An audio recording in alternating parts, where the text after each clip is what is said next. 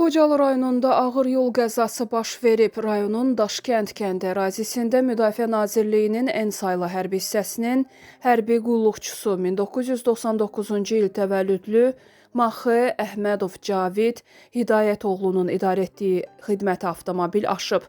Nəticədə avtomobildə olan sərnişin Gizir 1996-cı il təvəllüdlü Quluzadə Vüsal Ədalət oğlu həlak olub.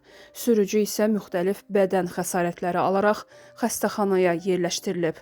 Faktla bağlı araşdırma aparılır. Rusiya-Ukrayna müharibəsi bölgəsində daha bir həmyerlimiz itkin düşüb. Bu barədə hərbi bloger Tofiq Şahmuradov məlumat yayıb. O bildirib ki, 1994-cü il təvəllüdlü Ağcabədi sakini Yusif Hacıyev Ukraynanın Kupyansk şəhəri istiqamətində gedən döyüşlərdə itkin düşüb. Yusif Hacıyev Rusiya ordusunun sıralarından müharibəyə qoşulub.